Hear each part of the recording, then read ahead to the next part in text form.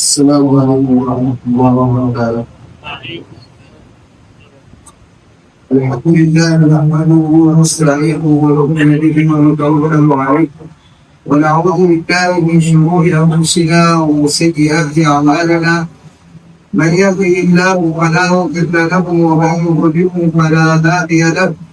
وأشهد أن لا إله إلا الله وحده لا شريك له. وأشهد أن سيدنا ونبينا وحبيبنا محمدا عبده ورسوله صلى الله تعالى عليه وعلى آله وأصحابه وبارك وسلم تسليما كثيرا. أما بعد، فقد قال النبي صلى الله عليه وسلم في الحديث القدسي الذي يرويه عن ربه عز وجل أن الله عز وجل يقول: يا عبادي كلكم جائع إلا من أطعمتم فاستطعموني أطعمكم. يا عبادي كلكم عار إلا من كسوتم فاستكسوني أكسكم. يا عبادي كلكم ضال إلا من هديتم فاستهدوني أهدكم.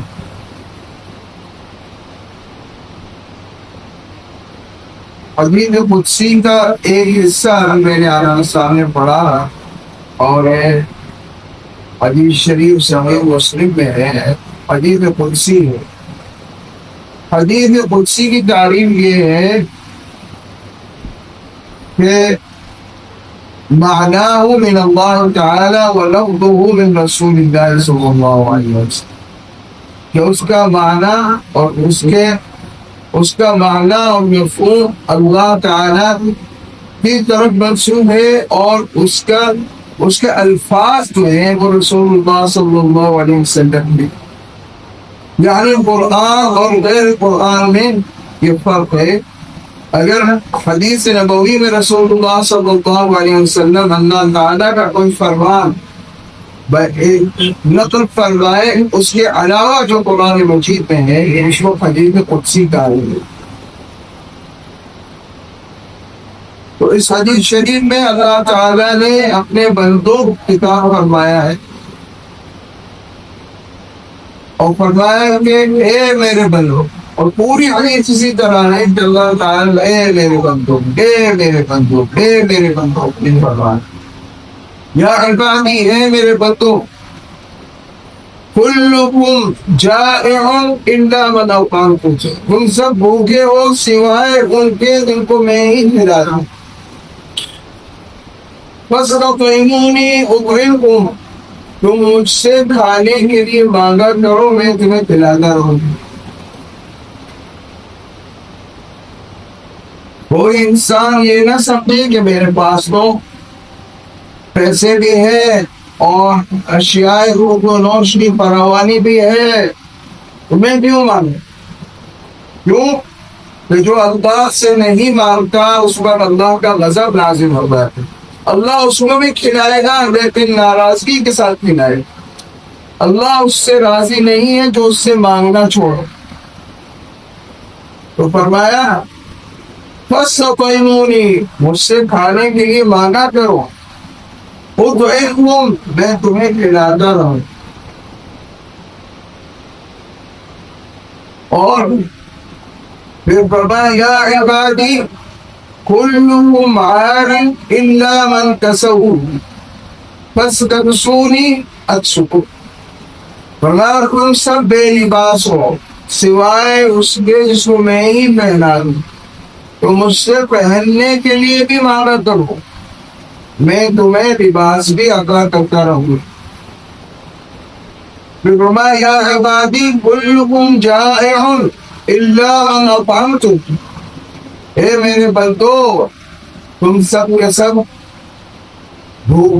کے سب گمراہ ہو سوائے ان کے جن کو میں ہی ہدایت دے. فاستهدونی، مجھ سے ہدایت مانگا کرو. اہدکم، میں تمہیں ہدایت کی راہ پر چلا دوں گا۔ یہ نہیں ہو سکتا کہ انسان اللہ تعالی سے ہدایت مانگے اور اللہ اس کو ہدایت سے محروم کرے۔ تو فرمایا فاستہدونی اہدکم۔ کتنے غیر مسلم اس طرح مسلمان ہوئے ہیں تم کو یہ کہا گیا کہ تم اللہ تعالیٰ کا نام یا ہادی ہے، اس کا ورد کیا اے ہدایت دینے والے، انہوں نے اس کا ورد شروع کیا، خود اللہ تعالیٰ نے ان کا حکم اسلام کا نام بولا اور ایمان پر آ گئے۔ تو فرمایا فاستہدونی، مجھ سے ہدایت مانگا کرو۔ ہم ہر نماز میں مانگتے نہیں ہدایت، جب ہم اہدنا الصراط المستقیم پڑھتے ہیں تو ہم جو پہلے سے ہدایت میں ہے وہ یہ دعا کر رہا ہے کہ اللہ مجھے ہدایت میں قائم رکھنا، اور جو ہدایت پر نہ ہو اس کو ہدایت مل جائے۔ فاستہدونی اہدکم، پھر فرمایا یا عبادی انکم لن تبلغوا نفعی فتنفعونی، اے میرے بندو تمہاری یہ اوقات نہیں ہے کہ کبھی مجھے کوئی فائدہ پہنچا سکو، تم کبھی بھی اس قابل نہیں ہو سکتے کہ حق تعالی شانہ کو کوئی فائدہ پہنچا سکو۔ لن تبلغوا نفعی فتنفعونی، یعنی جو بھی تم عمل کرتے ہو یہ مت سمجھنا کہ میں تمہارے عمل کا محتاج ہوں یا تمہاری عبادت کا محتاج ہوں یا تمہاری دعا کا محتاج ہوں۔ اگر اس کے آگے آ رہے اس میں تشریح، پھر آگے میں حدیث شریف مکمل کر دیتا ہوں۔ اگر فرمایا یا عبادی انکم لن تبلغوا ضری فتضرونی، اور کبھی بھی تم اس قابل نہیں ہو سکتے کہ مجھے کوئی نقصان پہنچا سکو، کیونکہ اللہ کی بادشاہت اور قدرت اور کبریائی اس میں کبھی کوئی فرق آنے والا نہیں، اور انسان غافل ہو جاتا ہے، احمق بن جاتا ہے، بے وقوف بن جاتا ہے۔ اللہ تعالیٰ ذرا سے اس کو طاقت یا دولت یا اچھے احوال سے جب سرفراز فرماتا ہے تو بہت سے لوگ اس وقت اپنے رب کو بھول جاتے ہیں۔ اور اللہ تعالیٰ نے قرآن مجید میں جو مغرورین اور متکبرین کے واقعات بیان فرمائے وہ اسی لیے بیان فرمائے۔ فرعون اور قارون کے واقعات قرآن میں کیوں بیان ہوئے؟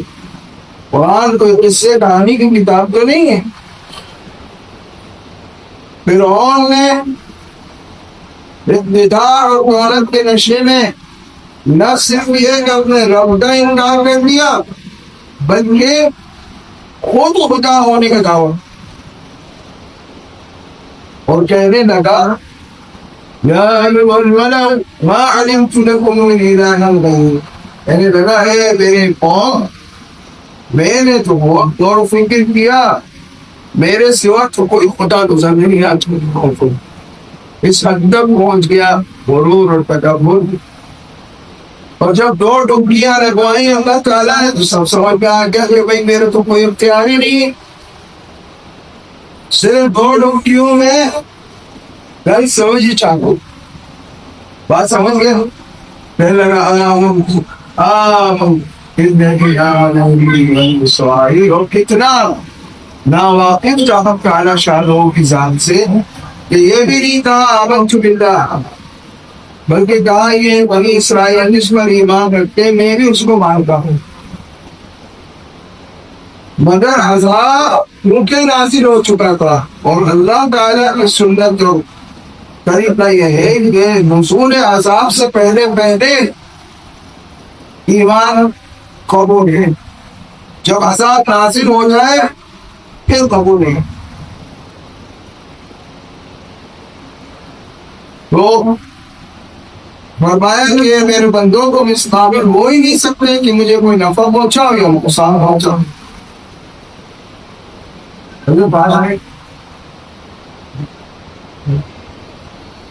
پھر فرمایا یا عبادی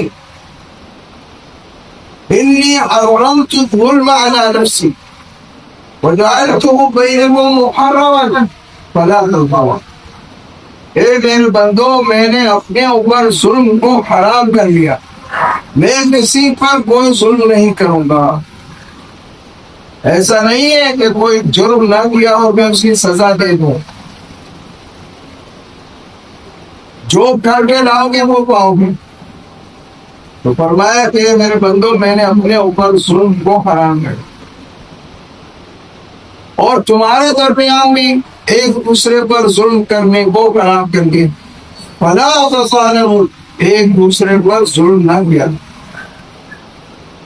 پھر فرمایا یا عبادی لو ان اولکم وآخرکم وانسکم وجنکم كانوا على أتقى قلب رجل واحد منكم ما زاد ذلك في ملكي شيئا، اگر تم سب مل کر اولین و آخرین جنات اور انسان سب مل کر سب کے سب نیک اور خالصہ بن جاؤ تو تمہاری اس بادشاہی کی وجہ سے میری بادشاہ میں کوئی اضافہ نہیں ہوگا۔ اور پھر فرمایا یا عبادی لو ان اولکم وآخرکم وانسکم وجنکم كانوا على افجر قلب رجل واحد منكم ما نقص ذلك من ملکی شیئا، اگر اولین و آخرین انسان و جنات سب کے سب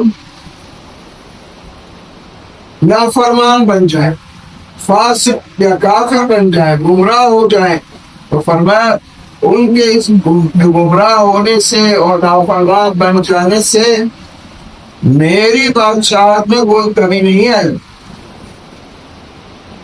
مطلب یہ ہے کہ طاعت ایمان اور طاعت کا فائدہ تمہیں ہے اور کفر اور معصیت کا نقصان بھی تمہیں ہے۔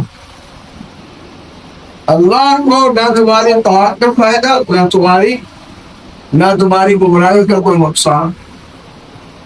تم بھلا کرو گے تو اپنا بھلا ہے، برا کرو گے تو اپنا برا، لیکن وہ قدردان تو بے نیاز ہونے کے ساتھ قدردان ہے۔ تھوڑا کرو گے بہت عطا کرو، تھوڑا سا اس کی جانب پڑھو گے وہ لپک کر تمہیں پکڑ گے۔ بے نیاز ہونے کے باوجود اس کی یہ شان ہے۔ تو آخر میں فرمایا ہے کہ میرے بندو اگر تم سب مل کر اولین و آخرین انسان گناہ سب مل کر مجھ سے ہر ایک اتنا مانگے اتنا اس کی سوچ ہو اور میں سب کو اتنا دے دوں تو میرے خزانوں میں سے اتنی کمی بھی نہیں آئے گی جتنا ایک سوئی کو سمندر میں ڈال کے نکال دیا۔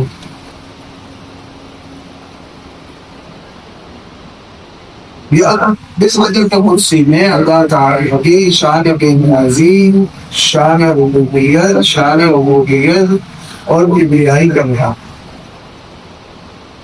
اور سمجھدار انسان ہوئے جو اپنے رب کو پہچانے، اپنے رب کی معرفت حاصل کرے، اپنے رب سے لو لگائے اور اپنے رب کا فرما بردار بن جائے اور اپنے پیارے نبی محمد رسول اللہ صلی اللہ علیہ وسلم کے راہ کو اپنائے، ان کی سنت کو اختیار کرے اور ان کے طریقوں پر چلے اور جن چیزوں سے انہوں نے روکا ہے، منع فرمایا ہے، ان سے باز آئے۔ دونوں عالم کی کامیابی اسی ہے۔